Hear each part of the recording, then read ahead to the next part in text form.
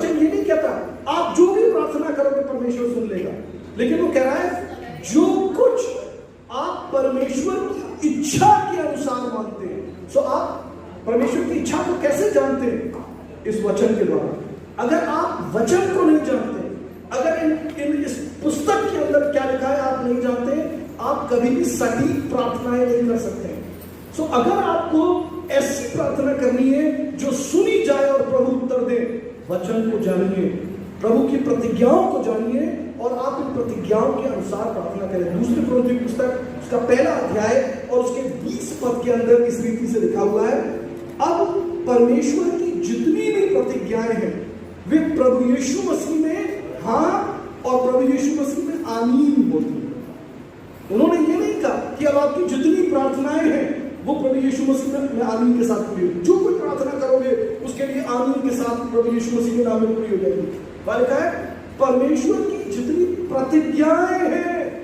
सो बहुत सी बार लोग प्रार्थना तो कर रहे हैं लेकिन उसकी प्रतिज्ञाओं को नहीं समझते, वो जानते नहीं है इसके अंदर क्या लिखा है। सो इसलिए जब हम प्रार्थना करें हमें वचन के अनुसार प्रार्थना करें, हमें वचन के शब्दों का संदर्भ लेते हुए प्रभु आप, जैसे उदाहरण के तौर पर अगर कोई बीमारी की अवस्था में तो ये ना प्रार्थना करें कि प्रभु ये बीमारी क्यों आ गई, ये कैसे हो गया, लेकिन केवल वचन अनुरूप प्रार्थना करें। कहें प्रभु आपका वचन कहता है यशायाह 53:5 में मसीह यीशु के कोड़े खाने से मैं चंगा हुआ और उस चंगाई को अपने जीवन के लिए मानता हूं। आप कहिए निर्गमन 15:26 के अंदर लिखा है कि मेरा परमेश्वर जिसकी मैं आराधना करता हूं वो यहोवा राफा चंगाई देने वाला परमेश्वर है और उसकी अलौकिक चंगाई को मैं अपने जीवन के अंदर मानता हूं।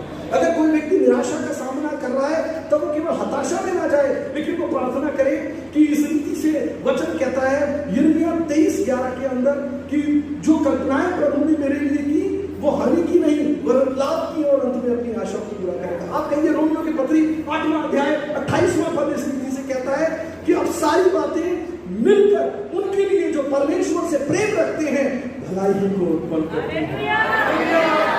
अगर आप एक विरोध का सामना अपने जीवन के अंदर करते हैं तब कोर्ट कचहरी के बारे में पहले मत सोचिए, पुलिस के बारे में पहले मत सोचिए, आप पहले परमेश्वर के वचन के अनुसार प्रार्थना करिए और कहिए यशायाह 54 अध्याय और उसका 7वां इस रीति से कहता है कि जितने भी हथियार मेरी हानि के विरोध रचे गए उनमें से एक भी प्रबल नहीं होगा और जितने मुद्दई होकर मुझ पर नालिश करेंगे मैं उन सबसे जीत जाऊंगा, यहोवा के दासों का यही।